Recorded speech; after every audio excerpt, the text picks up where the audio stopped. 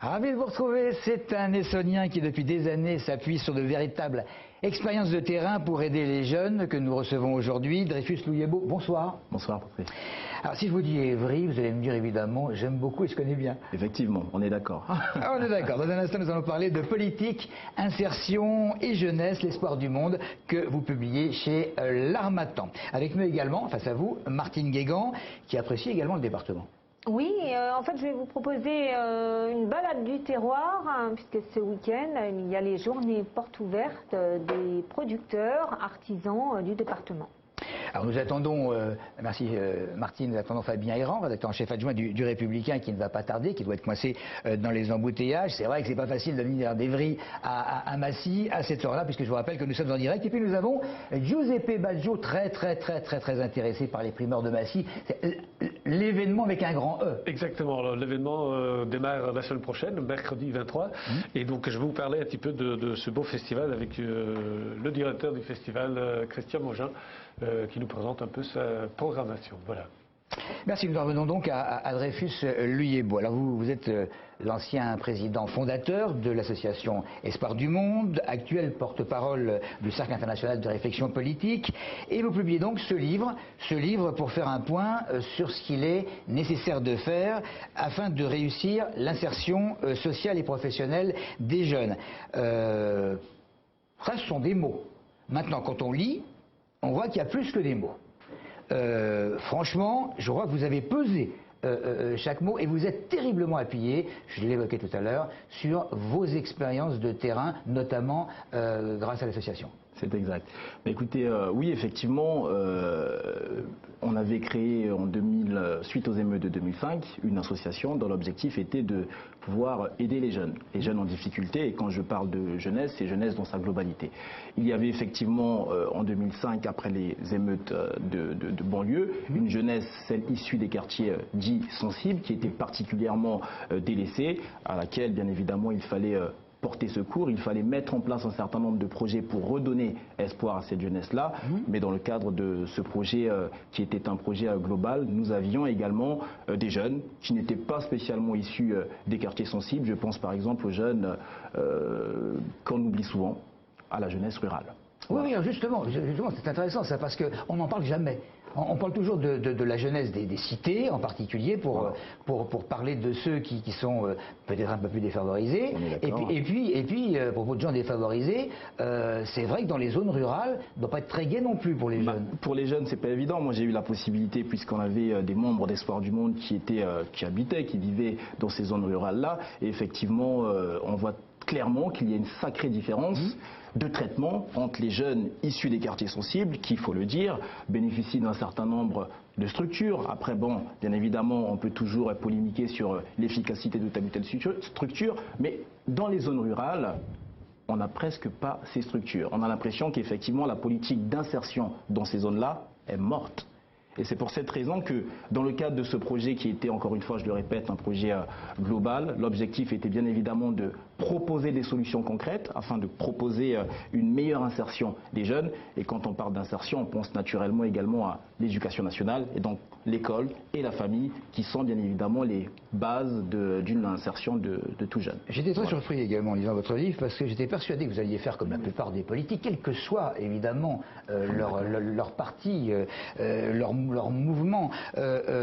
Généralement, les politiques ont tendance à caresser dans le sens du poil les jeunes en général, et notamment ceux issus de l'immigration, parce qu'ils se disent faut faire quelque chose, ils manifestent leur mécontentement peut-être un peu plus fort que les autres. Et j'ai été surpris de voir que vous vous souciez aussi bien des jeunes des cités, alors évidemment, pour prendre une image, que de ceux qui sont carrément à l'université. Bien sûr, puisque j'ai moi-même été également confronté aux problèmes universitaires, notamment à un problème récurrent que nous connaissons encore aujourd'hui, c'est le problème de l'insertion professionnelle, c'est le problème des stages. Aujourd'hui, nous sommes dans une société où, oui, effectivement, tout étudiant, pour valider son année, se doit de valider un stage. Bon, sauf que nous sommes dans une société qui est en crise. nous vivons cette crise internationale et économique qui conduit certaines entreprises à ne pas pouvoir embaucher, à ne pas pouvoir donner un stage à des étudiants qui souhaitent pourtant bénéficier d'une certaine formation pour pouvoir valider leur année. Alors je vais faire l'avocat du diable, c'est pas parce que vous allez écrire que, messieurs les chefs d'entreprise, il faut absolument prendre des gens en stage que ça va se faire. Justement, alors dans cet ouvrage, l'idée est d'inciter les universités à mettre en place des partenariats avec les entreprises, mais aussi demander aux personnes qui dirigent le pays actuellement, à l'État, de pouvoir alléger la fiscalité des PME, des TPE, parce que les étudiants, quand on est en première année, deuxième année ou troisième année d'université, ce dont on a besoin, c'est de pouvoir bénéficier d'une expérience concrète qui nous permettra par la suite de pouvoir s'émanciper professionnellement. Or, nous sommes dans un pays où le poumon économique est constitué de PME, de TPE. Aujourd'hui, un chef d'entreprise d'une PME ou d'une TPE qui prend un stagiaire devra à l'obligation de le rémunérer, même si ce stagiaire-là, bien évidemment, ne produit pas les résultats immédiats. L'objectif de prendre des stagiaires, ce n'est pas de produire, bien entendu, c'est d'abord la formation.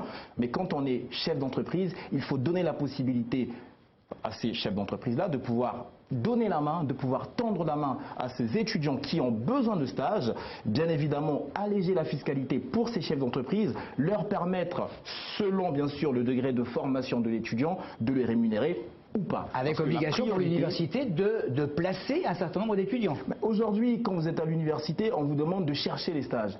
Mais vous avez été à l'école, vous n'avez jamais su rédiger un CV, vous êtes complètement à l'abandon. Donc oui, effectivement, il y a quelques structures qui commencent à s'organiser, mais ce n'est pas suffisant. Il faut mettre l'accent encore une fois sur ce problème-là. Il faut que les universités puissent développer des partenariats solides, quitte à instaurer une politique de quotas. Mais il faut que les étudiants puissent bénéficier d'un véritable soutien en la matière. Nous poursuivons notre conversation dans un instant, Dreyfus.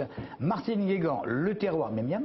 Oui, alors moi j'incite les gens à aller voir les petits producteurs du département avec justement ce week-end balade du terroir en Essonne, organisée par l'association Produits et Terroirs.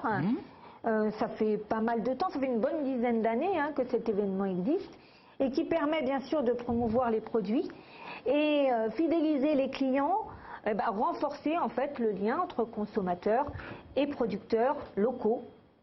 Alors il y a 35 producteurs artisans qui ouvrent leurs portes ce week-end.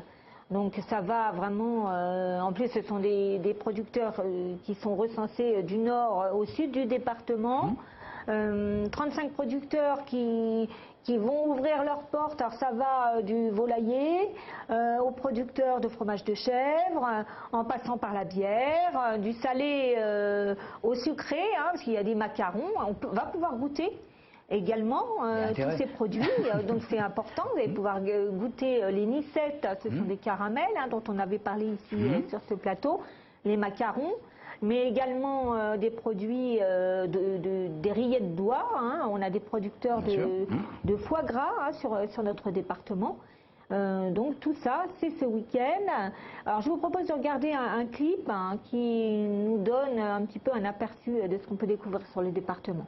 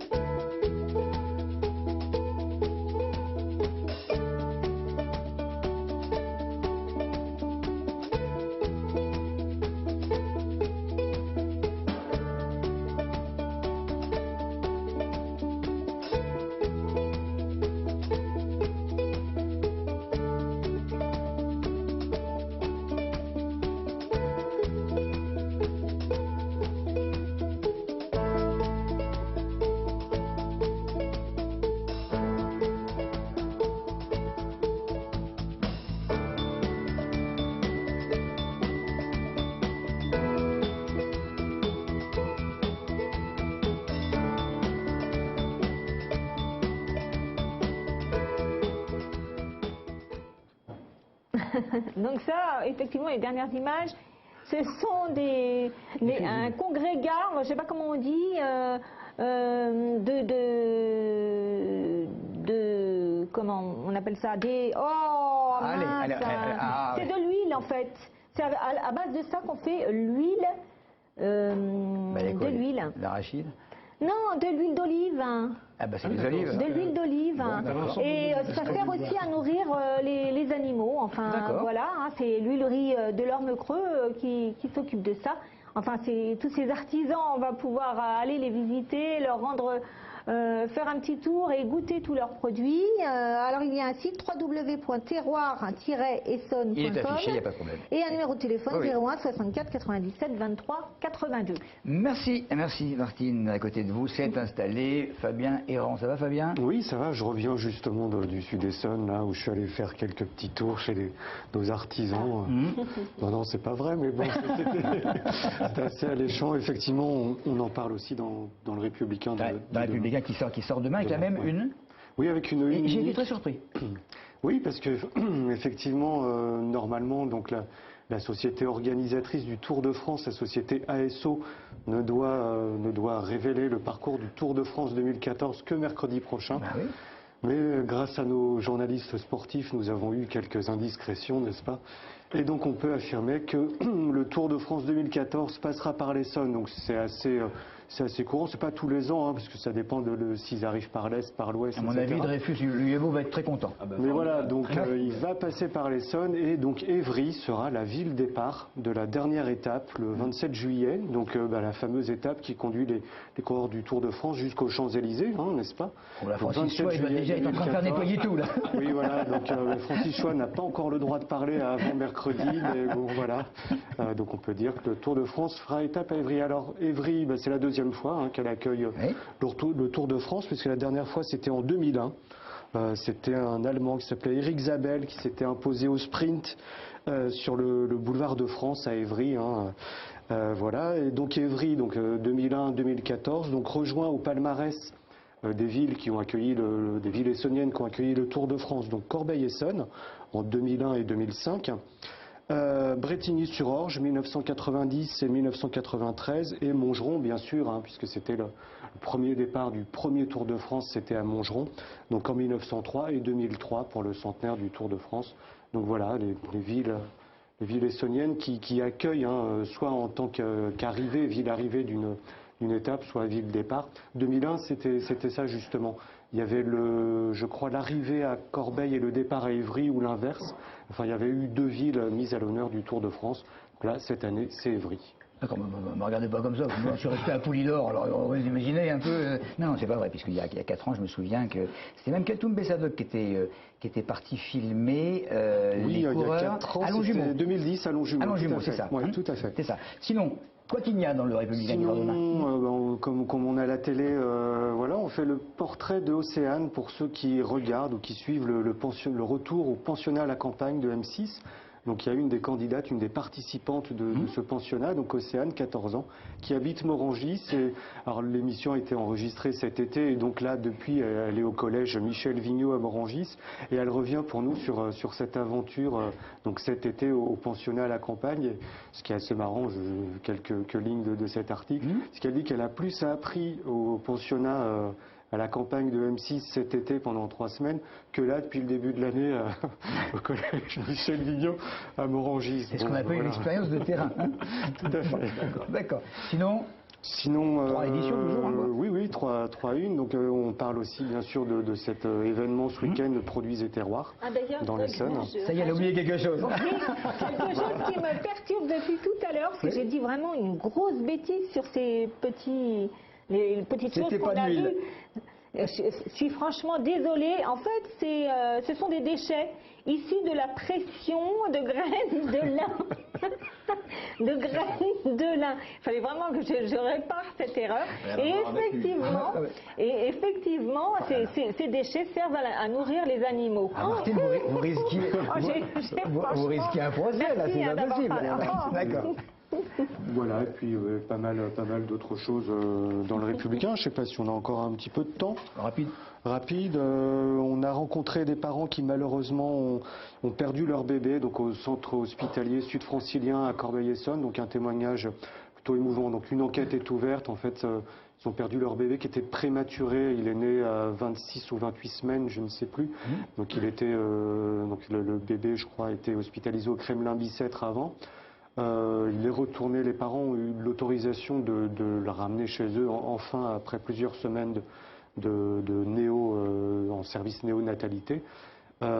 Puis malheureusement le bébé a été, enfin son état de santé ne s'est pas amélioré. Il a été conduit au centre hospitalier sud-francilien où malheureusement il est décédé. Donc une enquête est ouverte et on a donc rencontré les parents. Donc voilà. Qui sont évidemment effondrés. Ouais, donc des parents de Saint-Germain-les-Corbeilles.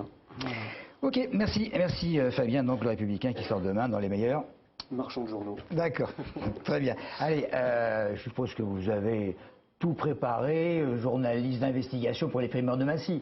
Oui, bien sûr, le meilleur festival de l'Essonne. Allez-y, oui. Alors, le festival démarre la semaine prochaine, donc préparez-vous, mercredi, jeudi, vendredi et samedi, à Paul Bayard, à Massy. Alors, dans ce festival, voilà, on présentait leur premier album des artistes énormes, comme par exemple Asaf Avilan, Ben, l'Oncle Sal, Revolver, François, The Atlas Monte, je peux citer aussi Émilie Loiseau, Peter Van Paul, Pauline Croze, Vincent Delerme, La Grande Sophie San-Severino, Dionysos et aussi Trio. Voilà, tous ces artistes sont passés aux primeurs de Massy. Alors je vous propose de regarder juste un petit extrait d'une interview que j'ai réalisée avec le directeur artistique Christian Mogin pour présenter la nouvelle édition des primeurs.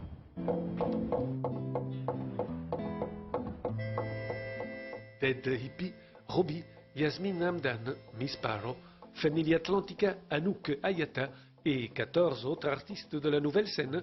Voici les primeurs de Massy. Un festival qui continue d'évoluer dans les styles et dans les esthétiques musicales. C'est vrai qu'on est parti au début, dans les années 98, fin des années 90, où la chanson était très forte par exemple. Et voilà, et après ça a évolué d'une manière stylistique sur, voilà, il y avait des périodes qui étaient plutôt teintées avec le rock, ce qui est soul, funk, les musiques du monde aussi qui ont toujours été un petit peu présentes. Voilà. Et aujourd'hui, finalement, on s'aperçoit que dans la création d'aujourd'hui, la chanson est beaucoup moins présente, la chanson d'expression française est beaucoup moins présente qu'il y a quelques années.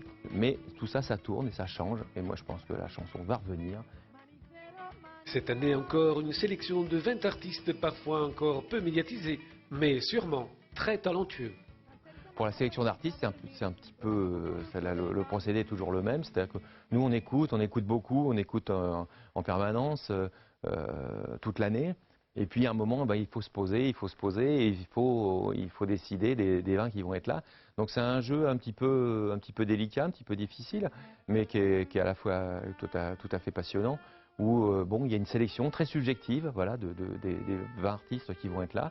Donc nous sommes 2 à le faire, François Beaudenon et moi-même. Et voilà, c'est des choix qui sont qu'on assume totalement. 4 soirées de musique à vivre dans une ambiance conviviale et des couleurs musicales très éclectiques.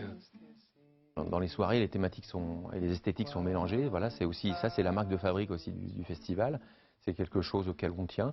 Donc l'idée étant de se dire, plutôt que de partir sur une esthétique et de la développer pendant la soirée, donc avec 5 artistes, hein, puisqu'il y a 5 artistes par soir, on parle plutôt de genre d'émotion et de se dire, les gens qui écoutent cette musique-là, qui écoutent tel artiste, ils peuvent être aussi intéressés par tel autre artiste. Et c'est plutôt dans ce sens-là qu'on travaille les soirées, d'avoir des espèces des cohérences, mais qui ne sont pas des cohérences stylistiques, qui sont plutôt des cohérences émotionnelles. Le plein d'émotions est certainement une autre marque de fabrique de primeurs de Massy. Un festival qui a trouvé sa place, son public, et qui est reconnu dans le paysage musical. Il y a 2 choses dont on est assez fiers. C'est à la fois de pouvoir réunir un public chaque année sur ce festival sans tête d'affiche. Voilà, donc ça c'est un grand sujet de satisfaction. Et l'autre sujet de satisfaction, c'est quand on regarde derrière nous et qu'on regarde toute la liste des artistes qui sont passés aux primeurs. Eh ben, la liste est belle. Et d'ailleurs, les artistes nous le disent, parce que même beaucoup d'artistes qui nous ont dit qu'ils étaient vraiment impressionnés en moment de monter sur scène sur les primeurs, parce que quand ils voyaient effectivement tout se dérouler d'artistes qu'il y avait eu, ils se disaient wow, là c'est quand même, on n'est pas n'importe où. Voilà. Donc là, c'est un gros sujet de satisfaction on peut se dire que sur les 16 années, on ne s'est pas trop trompé, quoi. Parmi les artistes des précédentes éditions, Trio, Moriarty, Olivier Ruiz, Anaïs, Caravan Palace, Cali, Émilie Loiseau, Camille, Saint-Sévérido, Asaf Avidan, des artistes aujourd'hui reconnus de tous. Un coup de cœur parmi les artistes 2013? Moi, jamais de coup de cœur sur un artiste. C'est contre ma nature. Le coup de cœur, il est sur le festival, il est sur l'ensemble. Voilà, je peux pas me permettre d'avoir un coup de cœur sur un artiste. Venez tous découvrir votre nouveau coup de cœur. Le festival se déroule sur 2 scènes. La location des places est ouverte.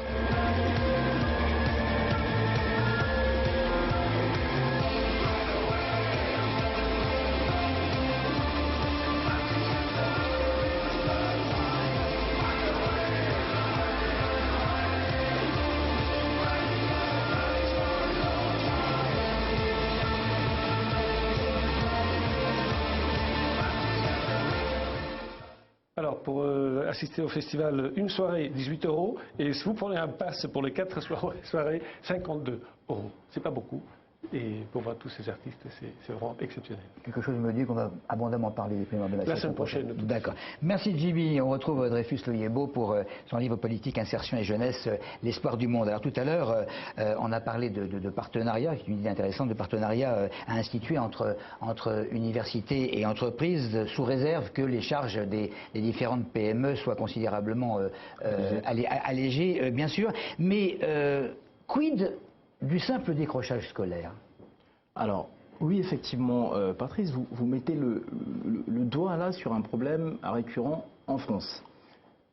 On parle de politique d'insertion. Depuis les années 80, effectivement, un certain nombre plein de propositions sont faites de façon à aller dans le sens d'une meilleure orientation, d'une meilleure insertion de la jeunesse d'une manière globale. Mais on parle très peu du décrochage scolaire. Pourquoi effectivement des jeunes, dès le collège, préfèrent arrêter l'école? Pourquoi dès le collège on constate qu'il y a un phénomène assez important qui est celui de l'absentéisme? C'est parce que nous sommes dans un système éducatif, nous sommes dans un système scolaire où on ne donne pas la possibilité aux jeunes collégiens de pouvoir choisir certains cours, de pouvoir choisir certaines matières. C'est donc la raison pour laquelle, dans cet ouvrage, je fais une proposition qui est simple. Bien évidemment, il faut que les matières qui sont des matières d'ordre général restent inscrites dans les programmes scolaires, mais je pense qu'il faut également donner la possibilité aux jeunes collégiens de pouvoir choisir une matière, un programme libre, qui rentrera pleinement dans le cadre de leurs préoccupations, qui rentrera pleinement dans le cadre de ce qu'ils aiment faire et de ce qu'ils ont envie de faire. Ça va permettre de développer leurs facultés, parce qu'ils en ont des facultés, plutôt que de les orienter vers des orientations qu'ils n'ont pas choisies à la base. C'est pour cette raison qu'effectivement se pose le véritable problème de l'absentéisme. Et puis, qui dit absentéisme, dit également délinquance. Vous voulez avancer à tout ce qui est orientation professionnelle. Mais qu'est-ce qu'on fait lorsqu'un jeune garçon ou une jeune fille ne sait pas choisir, ne sait pas où aller? Alors, l'orientation professionnelle, contrairement à ce que l'on martèle depuis des années, l'orientation professionnelle est une chose à valoriser. Nous sommes dans un pays où, effectivement, pendant des années, on a dévalorisé l'orientation professionnelle. On déconseillait aux personnes, aux jeunes étudiants, aux jeunes collégiens d'aller... C'était le parent pauvre des études. Effectivement, on appelait ça d'ailleurs les voies de garage. Bon, en Allemagne, qu'est-ce qui se passe? On remarque effectivement les jeunes, d'une manière générale, préfèrent s'orienter vers des voies professionnelles. Pourquoi vers la voie professionnelle qu'il faut valoriser? Parce que ce sont ces voies-là, ce sont ces jeunes-là, ces futurs boulangers, ces futurs mécaniciens qui auront la possibilité de créer une entreprise par la suite et qui auront la possibilité d'embaucher, ce qui est un moyen de relancer l'économie. C'est donc la raison pour laquelle, plus que jamais, l'insertion professionnelle doit être valorisée et puis bien sûr toutes les formations qui en suivent. Je reviens quand même au titre de votre livre, le mot principal, c'est probablement insertion. C'est exact. Alors, insertion, intégration? Non. Alors, oui, effectivement, d'ailleurs, j'en parle justement dès les premiers chapitres de mon ouvrage. On ne peut pas parler d'intégration dès lors que nous avons affaire là à des jeunes qui sont nés ou grandis ici depuis plusieurs années, d'accord? À ce moment-là, on parle plutôt d'insertion. Je pense notamment aux jeunes des quartiers dits sensibles que les médias ont souvent tendance à caresser dans le sens du poil. Je rigole, bien évidemment. Bon, mais l'intégration ça s'adressait aux familles qui arrivaient dans la France dans les années 60. Ces familles-là ont eu des enfants. On parle aujourd'hui de la 3e génération, bientôt on parlera de la 4e génération. Doit-on toujours continuer à parler d'intégration pour ces jeunes qui sont ici depuis plusieurs dizaines d'années? Je pense que non. Le mot intégration s'adresse à des personnes qui arrivent récemment en France ou à des personnes qui font partie, qui sont arrivées en France dans les années 60. Mais pour les jeunes, bien évidemment, des années 80, je pense que le mot intégration est mal placé. Vous savez que ça passe par une foule d'images, le communautarisme, cette histoire de vivre ensemble, de ghettoisation, et c'est la raison pour laquelle un garçon dans une cité ou une fille va faire des études extrêmement poussées, et il aura des voisins qui ne font pas des études poussées, et tout le monde parlera d'intégration pour les deux familles en question. Alors que, bon. Oui, alors très sincèrement, alors là effectivement, moi je parle clairement de confusion de mots. Parce que nous sommes dans une société où effectivement il faut dire les choses, on a souvent tendance à confondre les mots. Dans ces cas-là, moi je parlerais plutôt d'insertion, parce que c'est de l'insertion dont il s'agit. Ce dont nous souhaitons, ce que nous demandons à tout jeune, c'est de pouvoir s'insérer dans la vie sociale et dans la vie professionnelle. C'est pas de s'intégrer, puisqu'il est déjà pleinement intégré dans la société. Alors bien évidemment, il y a des problèmes liés au communautarisme, auxquels il faut apporter des solutions, et il faut combattre bien sûr le communautarisme dans tous ses états, mais il faut, à travers l'insertion, encourager le vivre ensemble, qui est une belle chose pour ce pays, bien évidemment. Dreyfus, Louis Hébault, qui a écrit donc Politique, insertion et jeunesse, espoir du monde. Je le disais tout à l'heure, ce ne sont pas que des mots. Il y a 10 propositions extrêmement concrètes à l'intérieur, et je pense que votre livre doit servir de livre de chevet à un bon nombre de politiciens, qu'ils nous gouvernent ou pas. Merci, on se retrouve demain à la même heure. Salut.